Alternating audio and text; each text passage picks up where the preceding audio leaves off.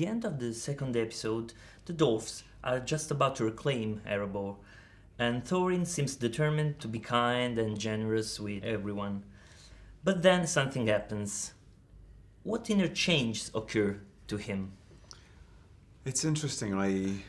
I can't quite recall the last moments of Thorin's character. I remember the dragon being expelled from the mountain, and maybe that's because I'm deeply bedded in Thorin's mind, that he is so focused on the gold. And that's the thing that happens at the beginning of the movie, is that he's achieved everything that he set out to achieve. So for him, the story could be over. But he takes on the dragon sickness in the same way that his grandfather did, and begins to isolate himself. He reneges on his deal. He walls up Erebor and goes deep into the mountain and into his mind, and that gives rise to war. The relationship between you and Bilbo, which is a mix of skepticism and trust, in this third episode will reach a climax, a sort of breaking point. Can you tell us a little bit about it? Yeah, Thorin develops a kind of paranoia which is based on the all-consuming greed that he has for the gold. He believes people want to come and take it away from him, even his closest friends, and the only person he trusts is Bilbo.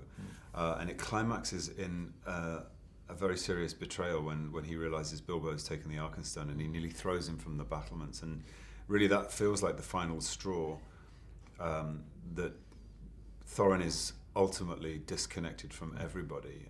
And it kickstarts everything that happens outside the gates. Towards the end of this third episode, there is a psychologically intense moment in which Thorin is forced to face his limits. What do you think these limits are, and what was it backfired on him? It's interesting.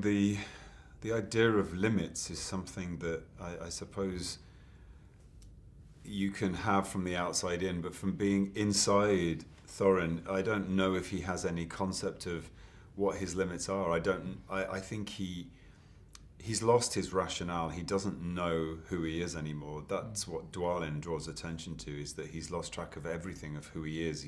All he can think about is the gold, in the same way that Smaug was the gold. And that's why you see that turning point where you feel like Thorin is becoming the dragon for a moment.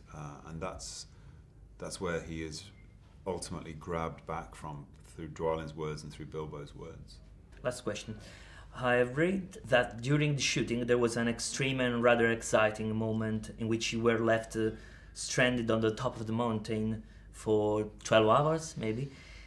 Would you like to share the experience? The magic of Chinese whispers. I was deliberately left on top of a mountain. I wasn't left stranded on top of a mountain.